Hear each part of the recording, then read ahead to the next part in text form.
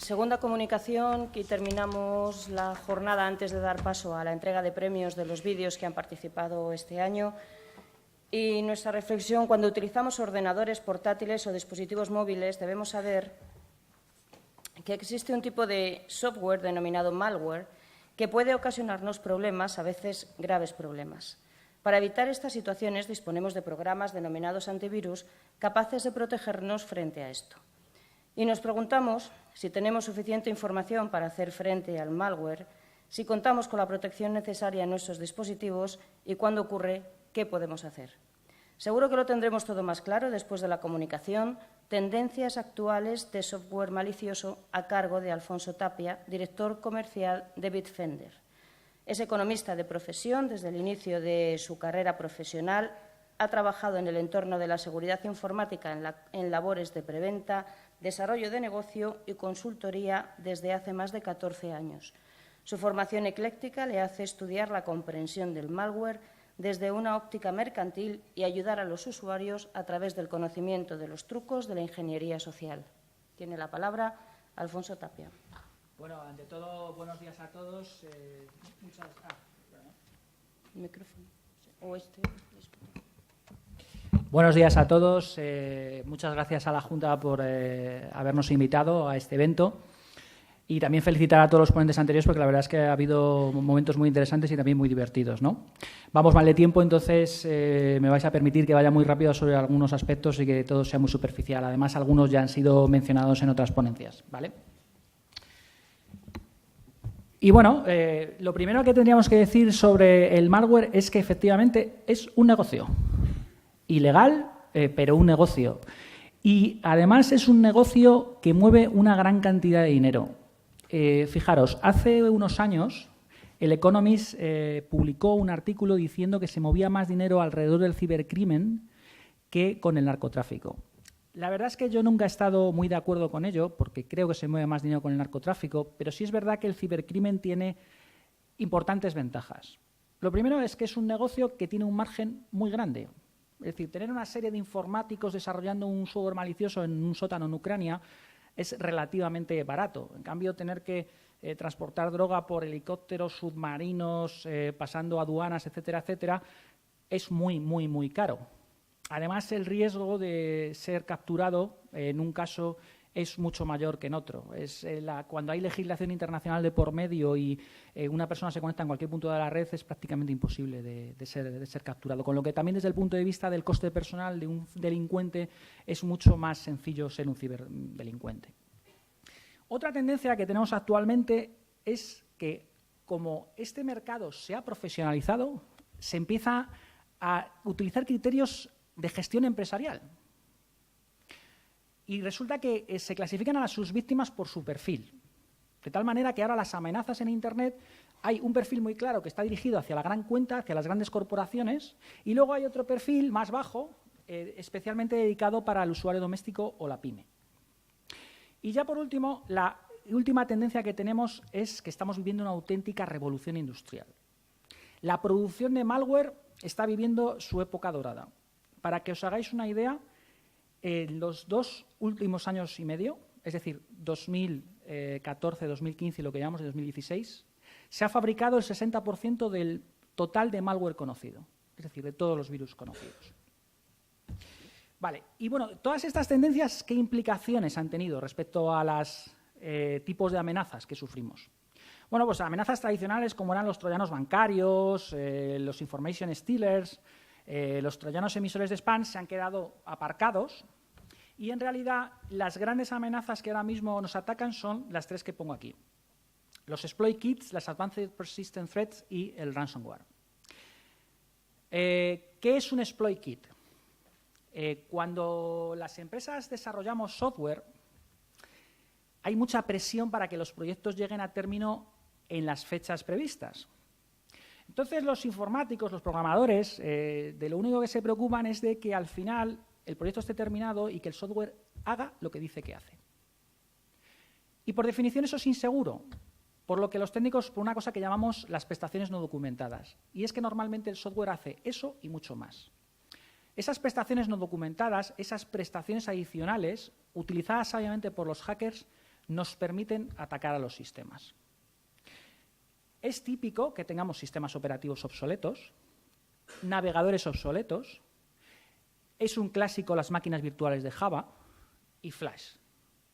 Pues que sepáis que sencillamente navegando por Internet en una página maliciosa con todo esto desactualizado, sois susceptibles de ser infectados. De hecho, como consejo práctico, para que esto no se quede en una cuestión teórica, yo os recomiendo que tengáis lo que tengáis en seguridad en vuestra casa, en vuestra empresa o en vuestro colegio, que por favor tengáis algún tipo de sistema de análisis de vulnerabilidades. ¿Vale? Segunda amenaza, las Advanced Persistent Threats. Estas son amenazas de otro tipo, son amenazas dirigidas a la gran cuenta. Normalmente son ataques a largo plazo, lo que tratan de obtener es información muy valiosa y suelen combinar técnicas de hacking y la utilización de software malicioso. Os voy a contar un caso concreto que descubrió un amigo mío, Francisco Valencia, de Security IT, porque en realidad es interesante. Érase una vez una empresa exportadora española que vendía mucho al extranjero. Esa empresa fue atacada por un hacker que fue capaz de infiltrarse cada vez más y al final troyanizó todos los servidores de la misma. El último paso fue que monitorizó todo el servidor de correo. Era capaz de leer absolutamente todo el correo electrónico que entraba y salía de esa empresa. Estuvo esperando durante meses una oportunidad para monetarizar ese ataque y lo que ocurrió fue lo siguiente. Un viernes por la tarde, el financiero de esa empresa manda a un cliente extranjero unas facturas por valor de 300.000 euros. Mirad, os envío estas facturas, me voy a ir de vacaciones 15 días, por favor, hacedme el pago y ya hablaremos de los temas pendientes cuando vuelva. Dicho y hecho, mandó el correo electrónico y el hacker el lunes siguiente lo que hizo fue mandar otro correo diciendo, por cierto, el viernes se me olvidó deciros que hemos cambiado las cuentas corrientes. Entonces, por favor, enviadme el dinero a estas cuentas corrientes y ya hablaremos del resto de temas cuando volvamos. Efectivamente, los pagos se hicieron en esas cuentas. A los 15 días este hombre reclamó los pagos y le dijeron, ¿pero qué dices? Si te las hemos hecho a las cuentas que tú nos dijiste, ¿cómo que a qué cuentas no nos lo dijisteis?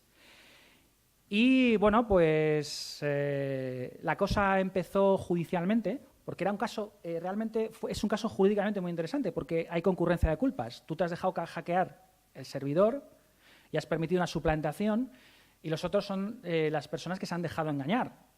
Entonces, de alguna manera, yo hubiera deseado que la cosa hubiera terminado en juicio, porque además, habiendo jurisdicción internacional, hubiera sido todavía más divertido, pero al final las empresas llegaron a un acuerdo, ¿vale? Se repartieron el dinero del problema y de esa manera, digamos, solucionaron el problema. Se repartieron las pérdidas a medias. Vale, y ya el último, que es el ransomware. Se ha hablado de aquí. En realidad, me alegro de que todos más o menos hablemos de lo mismo. Esta ha sido la vedette de las amenazas de los últimos 3 años. Desde que nació el CryptoWall, el CryptoLocker, que fueron los primeros virus que han existido de este tipo, todos funcionan de una manera muy parecida. Recibes un correo electrónico con unas imágenes muy buenas, muy cuidado el tema del lenguaje, una ingeniería social muy aceptable. Normalmente ese correo es totalmente legítimo, es decir, no hay ningún sistema que pueda filtrarte ese correo porque es un correo completamente legal que te hace dirigirte a una web con un localizador. Entonces, con esa web y ese localizador, tú llegas, lo metes, te descargas un archivo que es el que contiene el virus. Normalmente ese archivo, además, suele ir comprimido con contraseña. Esto sirve para que sea completamente ilegible por cualquier tipo de seguridad perimetral, es decir, la que funciona no en nuestro ordenador, sino a nivel de routers o en Internet. Y una vez que lo ejecutas, de alguna manera esa amenaza te encripta toda la información, es inaccesible para ti y te piden un rescate, que normalmente se tiene que pagar en bitcoins para que no sea rastreable. Bueno, esta imagen que veis aquí es una de las más típicas que ha habido, que es la del envío de correos. Como ha dicho el compañero de Telefónica antes, ahora mismo desde finales de mayo está surgiendo una con la factura de Endesa. De hecho, hay bastante presencia en los medios, afortunadamente, avisando de este fraude. Y pues mi laboratorio, de alguna manera, ha querido enseñaros cómo es una infección, de alguna manera, de uno de los últimos que ha salido. Este se llama el TeslaCrypt. Como veis, son dos archivos. El dropper es el, digamos, por decirlo de alguna manera, el virus en sí mismo. Y luego tienes el payload, que es el que enseña los mensajes de pago. Como veis, son dos archivos muy pequeñitos. Siempre este tipo de amenazas utilizan los sistemas de encriptación que están en la propia máquina. Es decir, utilizan, por ejemplo, el BitLocker, que es lo que utilizamos para hacer encriptación dentro de Windows, ¿no? Entonces, bueno, una vez que el dropper se ejecuta, pasa un tiempo en el que está encriptando toda la información. Dependiendo de, bueno, pues de vuestra máquina, de los archivos que tengáis, especialmente las extensiones, tarda más o menos. Y ya cuando finalmente ha terminado, pues os muestra el mensaje para pediros el rescate. Como veis, son súper considerados. Si no entendéis inglés, tiene Google Translate con un link. De alguna manera, mensajes de ayuda, cómo ha ocurrido todo. Y aparte, si no tenéis un navegador bueno, pues te permite leerlo también en formatos el visor de imágenes de Windows, que sería esta imagen, e incluso con el blog de notas también se puede acceder, ¿no?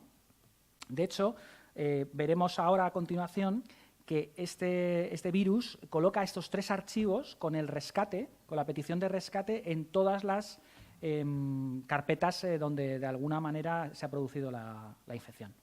¿Vale? ¿Cuánto me queda? Perdona. Sí. 10 minutos 15, vale.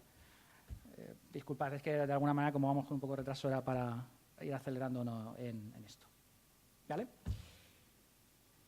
Bueno, pues esto es una infección tal como se produce. Es decir, aquí lo que nos se muestra es la ingeniería social que nos ha llevado a este engaño, que suele ser, lo dicho, siempre es algo como muy truculento. Es decir, que tenemos que, para buscar un paquete que nos han enviado, tenemos que ir a una web, meter un código. El mundo, de alguna manera, no funciona así. Ahí tenemos que ser avispados para evitar la infección. Bueno, más tendencias. Por fin hay ransomware para Macintosh. Es decir, que nadie piense que por tener un sistema operativo Macintosh o Linux se puede librar ese tipo de amenazas. Hay amenazas ahora mismo para cualquier tipo de sistema operativo y, por supuesto, para Android y iOS también. ¿Vale? Más tendencias. Bueno, como esto es un negocio y se aplican criterios empresariales, algo que está ocurriendo mucho en Internet es que cada vez se venden más generadores de virus. Y entonces los hay gratis y de pago. Y los de pago, por supuesto, incluyen soporte técnico para mis distribuidores de software malicioso. Y, por supuesto, incluyen actualizaciones. De hecho, esto que tenéis aquí, en la imagen que está a vuestra derecha, es un generador de software malicioso que, aparte, te dice las muestras de virus que has creado, de alguna manera cuál quieres que sea el rescate que vas a pedir a tus usuarios. Es decir, está completamente automatizado, industrializado. Y la imagen que tenéis a la izquierda es un chat de soporte técnico de creación de virus. Concretamente hay un chico que pregunta, oye, mira, es que ejecuto el virus y no pasa nada. No, y dice, oye, ¿qué pasa? Me habéis timado. Sois unos delincuentes, pero encima de delincuentes malos, porque me estáis timando. Entonces llega el otro y dice, pero vamos a ver, ¿has esperado los 30 minutos que requiere la encriptación? Ah, que había que esperar 30 minutos. Ah, vale, ya un momento, me pongo a esperar, ¿no? Y ya al final dice, oye, ha ido genial, he conseguido infectar ya 11 máquinas y me han pagado una, $250. Ah, pues señora, el chaval, en fin. Esto pasa, ¿vale?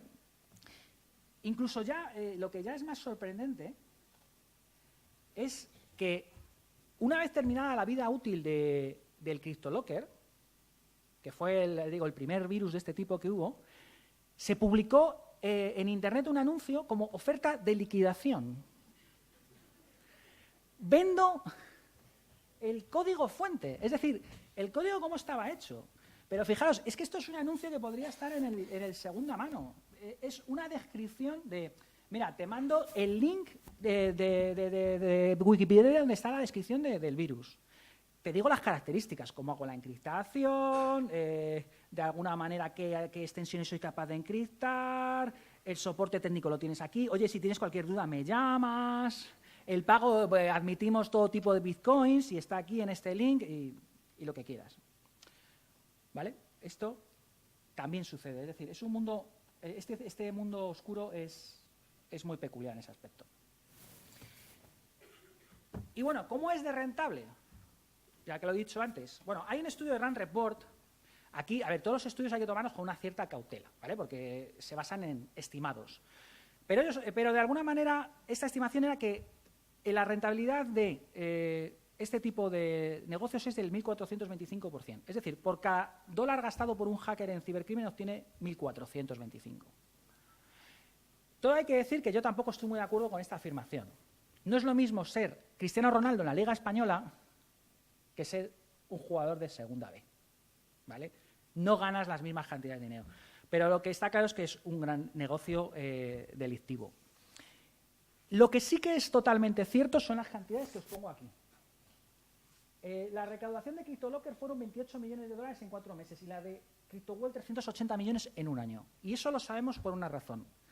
Los saldos de las cuentas en bitcoins son públicos, son accesibles. Entonces, si eres capaz de saber a qué cuentas se están haciendo los ingresos de las peticiones de rescate de ransomware, sí que eres capaz de saber la cantidad de dinero que están generando.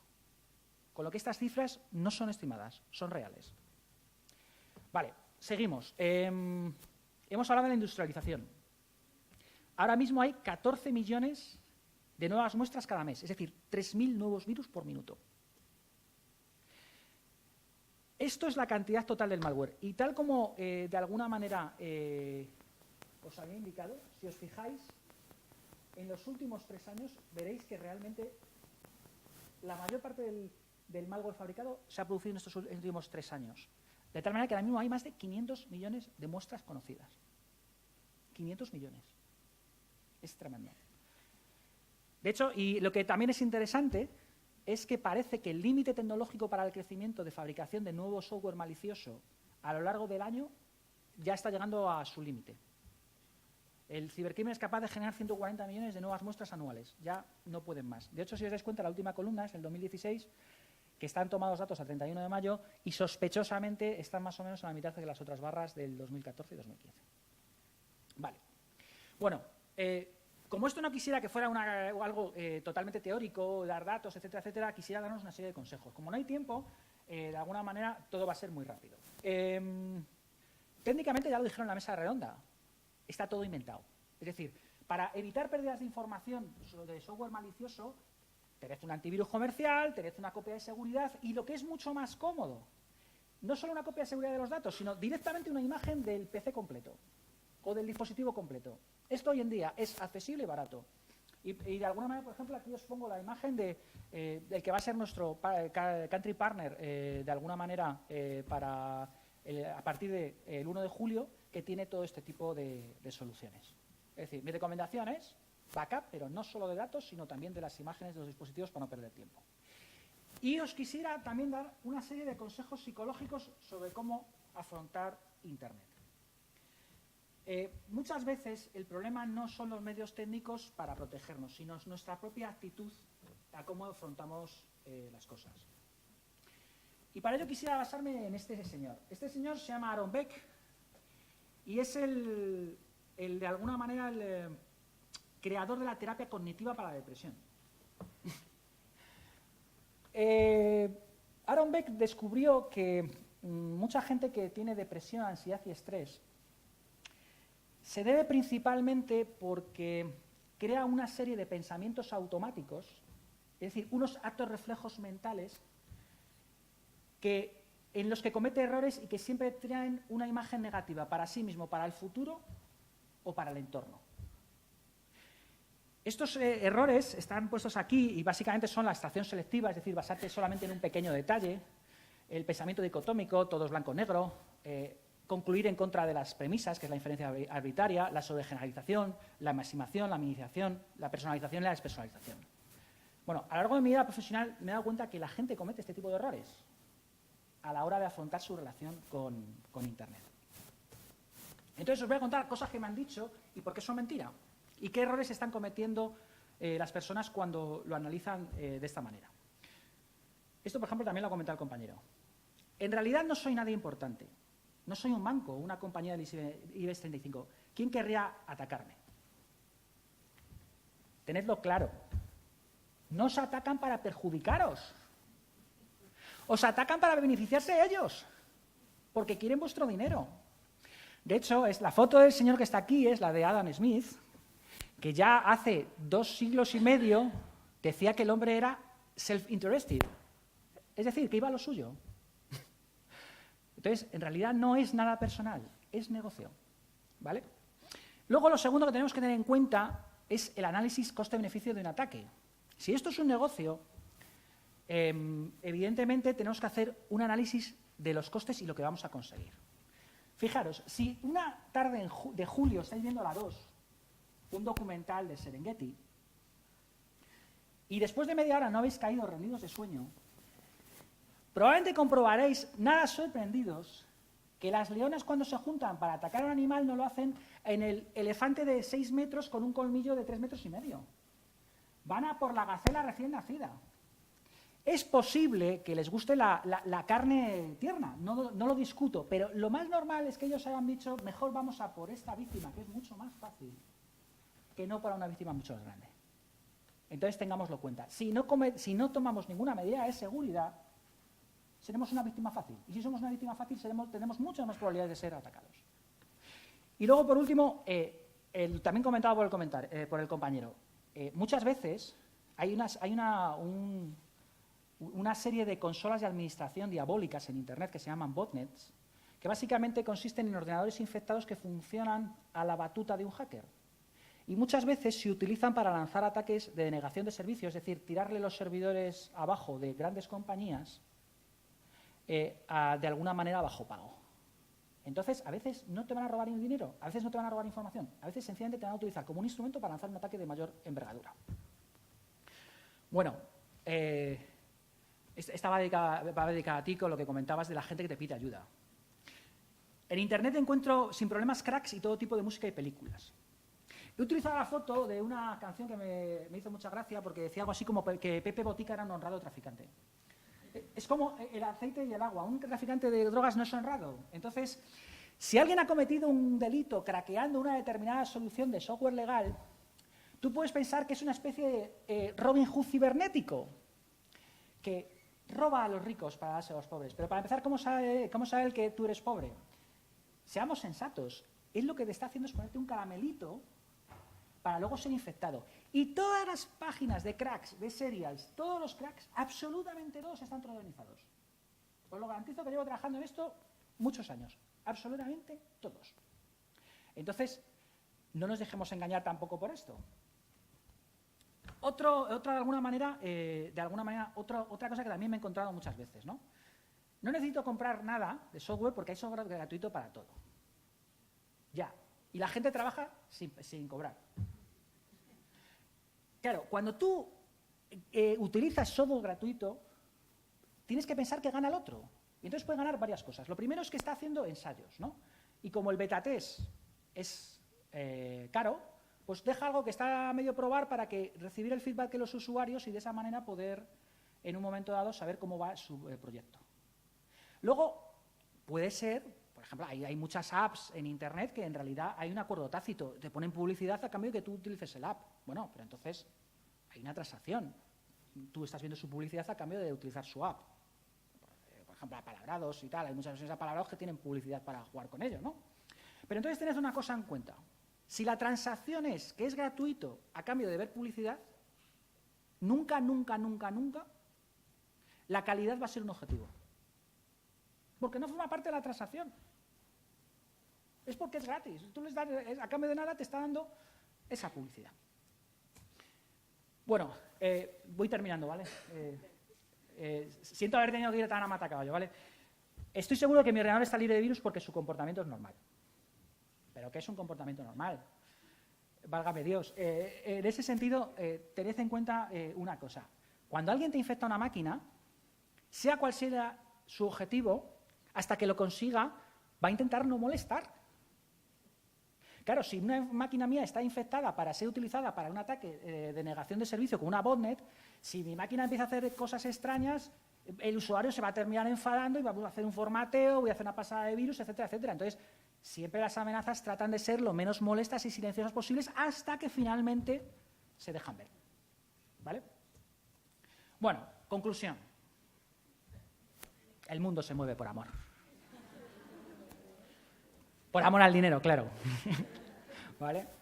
Entonces, nadie da duros a 4 pesetas. Nadie. Y, en el fondo, absolutamente todo está inventado. Lo ha dicho nuestro querido profesor aquí en esta mesa redonda. Sentido común. Todo está inventado. Fijaros, este es el... Muchos de los timos que existen por Internet tienen su versión física.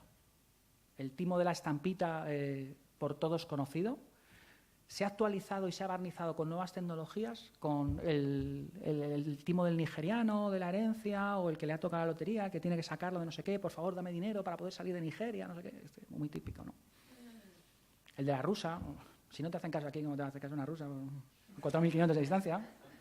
Vale. Y para que veáis esto, ya que también se ha nombrado aquí a filósofos griegos, esto lo dijo Sócrates, ¿vale? Los jóvenes de hoy aman el lujo, tienen manías, desprecian la autoridad, responden a sus padres, tiran a sus maestros, ¿vale? Siendo educativo me parecía además muy gracioso poner esto aquí, ¿vale? Era lo mismo. Bueno, muchas gracias, ¿eh?